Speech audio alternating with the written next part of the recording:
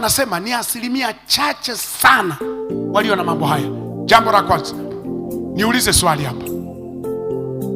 Ni familia ngapi ambazo ziko na mambo haya matatu? Ya kwanza, najua wengi pointi ya kwanza mnayo, kwa sababu kila binadamu unapaswa kuwa na mshauri wako wa kiroho. Automatically atakuwa pastor wako. Lakini kuna waumini hawana hata pastor. Hawajulikani wanasali wapi. Ukiangalia kwenye video vya Utawala unamuona. Ukiangalia kwenye video vya Utawala Airways yupo. Ukiangalia kule Umoja yupo. Ukiangalia Sui Pentecost gani yupo. Ukiangalia kwa Mtume Nabii wapi yupo. Paka unajiuliza hiki kiumbe ni kondoo ya nani hii? Yaani siko kondoo hazina mwenyewe. Ni kama ng'ombe za hapo barabarani hapo. Kuna ng'ombe ziko hapo. We mzee Ndelito, zile ni za nani zile? Ndelito mwenyewe anazikataa. Yaani ziko zinalala, unakuta imelala tu barabarani hapo. Hai, mpaka unajiuliza mwenye nayo ni nani? Wanasema ukitaka kumjua igonge, ndio utamjua mwenye ng'ombe. Kwa hiyo kuna waumini ambao ukitaka kujua mchungaji wake afe,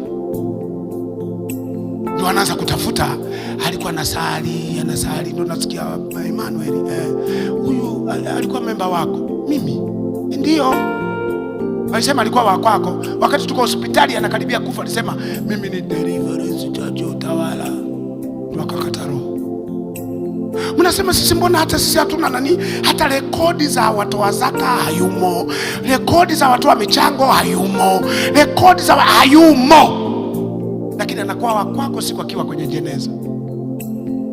Na ili mambo yasiwe mengi, mchungaji unasema nimepokea. Na vile una wachungaji wengi unasakizia mmoja. Nenda. Kazike. Kazike huyo mzee. Mzee anasema pastor. Lakini wazee, hey, kazike. Yaani kuna watu ambao hawana baba yake wa kiroho.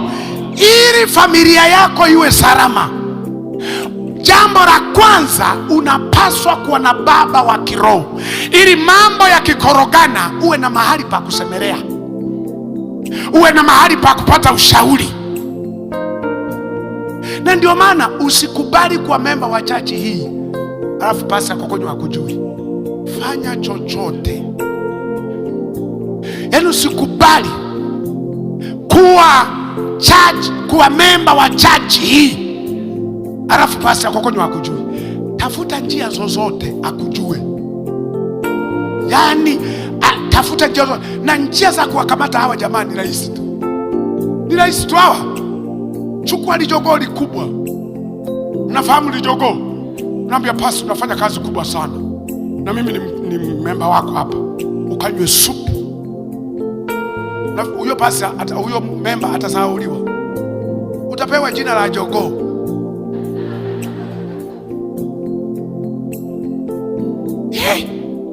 Anapomwadress kwa Pastor Lucy, asema namfahamu huyo kijana ni yule wa jogoo. Kwa hiyo kirene yule wa jogoo. Kwa hiyo umejipresent kupitia jogoo. Hatusemi hawa jamaa wanahitaji vitu ndio wakujue, lakini hii nyingine jiongeze. Unafikiri kwa nini hapa kila nikihubiri namtolea mfano kiatu?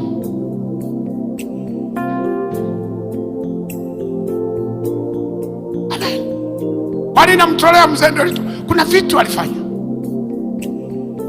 Na wengine wanasema mchungaji mimi yanihitaji. Nakutajia kwa kipi? Kwa kipi mpaka nikutaje? Wewe tu itikia, nikisema amen itika amen. Nakutaja kwa kipi? Simemuona hapa Mishai na mke wake na wataja kikombe na wataja nini? Kuna kitu.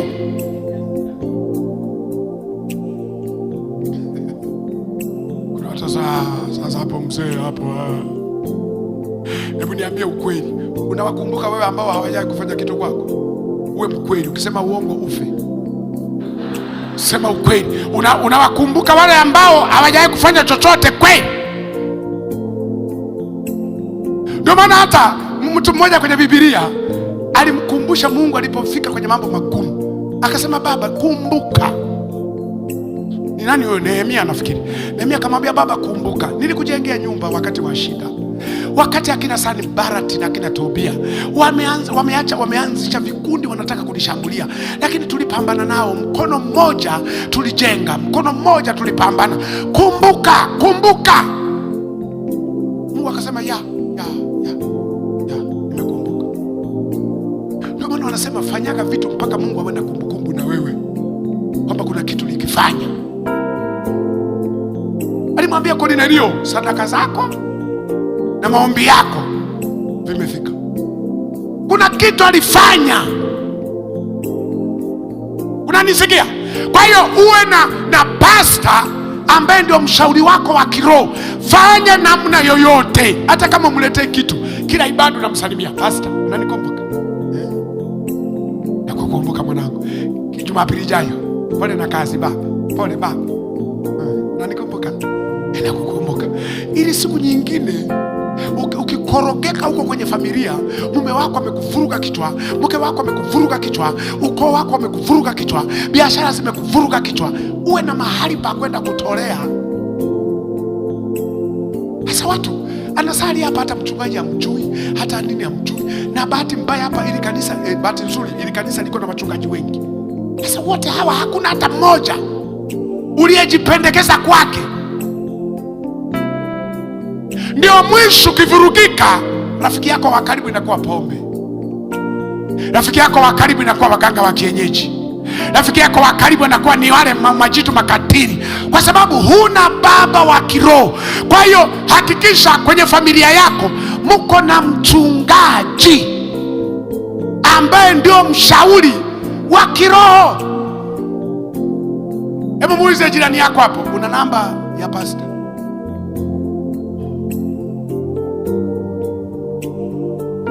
Yani unakuta mtu amefiwa, anaanza kutafuta namba mtandaoni, anaanza kutafuta sijui namba wapi, tumefiwa, sijui nani, anaanza kumuuliza mzee Ndelito, una namba ya nani, ya pastor, sijui nani, tumefiwa, nimpigie, ninaumwa, nimerazwa. Unatafuta namba wakati wa matatizo. Umemsikia mzee Ndelito amesema wanaandaa jeshi wakati wa amani. Wakati wa amani ndio wanaandaa jeshi.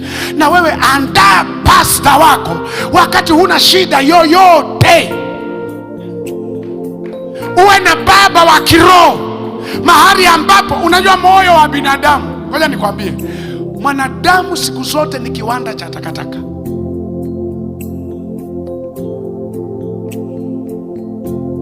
Umeelewa hapo? Nimesemaje?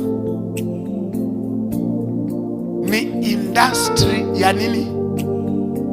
Iseme kwa Kiingereza garbage. Ni kiwanda cha takataka. Ndio maana mnashangaa hapa kanisani, si ni pasafi hapo? Unaingia pasafi, tukimaliza ibada panakuaje? Lazima pafanywe usafi. Hebu angalia kwenye kiti cha jirani yako hapo, utakuta kopo la maji, utakuta sui nini, tayari ni kiwanda cha takataka. Amen.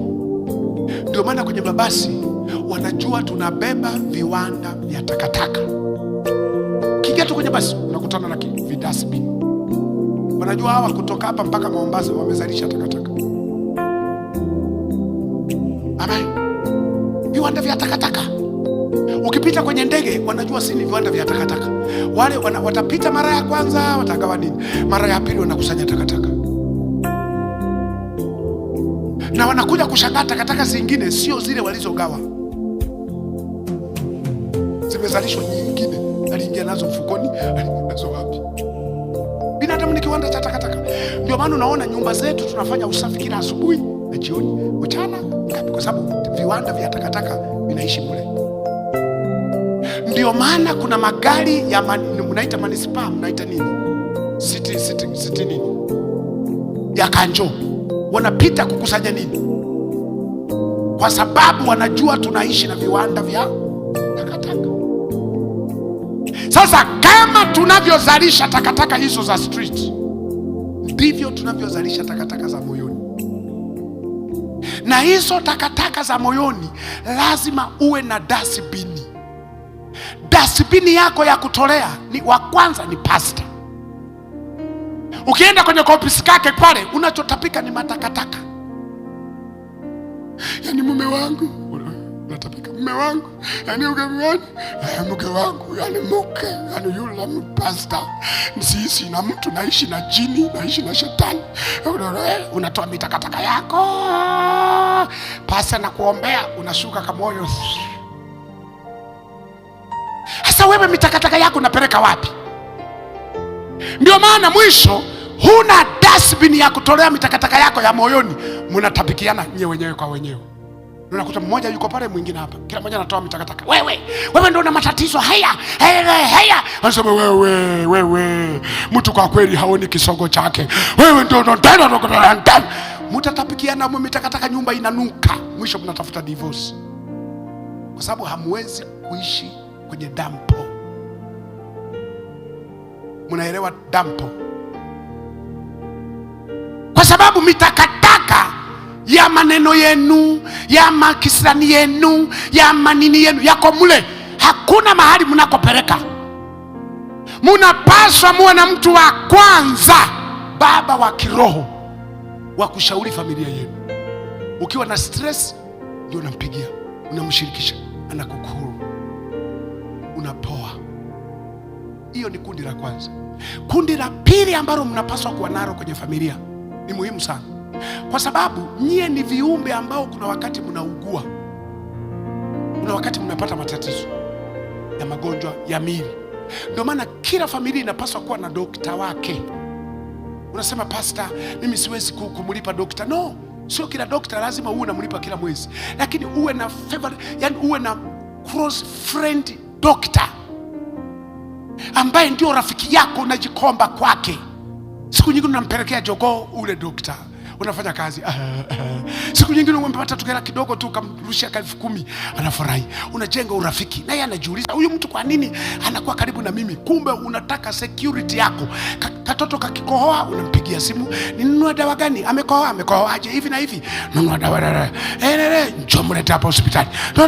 Unakuwa. Ndio maana niliwaambia nyie watu ambao mnamiliki magari, hakikisha una urafiki na mafundi.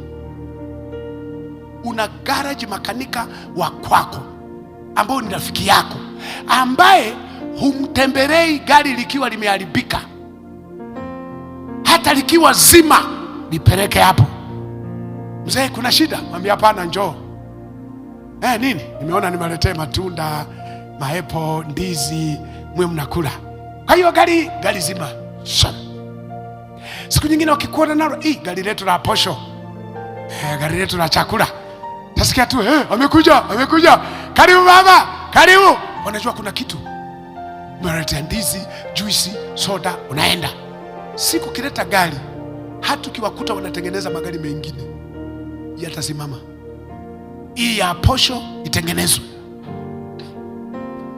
Na haya sio maneno yangu. Yesu alisemaje? Jifanyieni marafiki ambao watawafaa wakati wa shida. Ndio. Sasa wewe unaenda tu gari limeharibika, ndio unasema limeharibika, watakutesa. Lakini ukijenga urafiki, unakuwa rafiki yao. Hata siku huna hela, gari itatengenezwa. Kwa hiyo dokta, hakikisha familia yenu ina urafiki na dokta fulani ambaye ndio mshauri wenu wa chakula, mshauri wenu wa nini, mshauri wenu wa... Sio lazima unamlipa kila siku, kwa sababu na yeye kwanza, na yeye anajua hauna hela. Lakini ukimletea kajogoo, alafu kamletea sukanini, alafu unamjali, umejenga urafiki naye. Siku kienda hospitali huhangaiki, unauliza tu dokta nene yupo. Unaitwa katikati ya foleni, umejenga urafiki. Mbona mna akili mnajenga wengine urafiki na maganga wa kienyeji? Unaacha kuwa urafiki na hawa professional.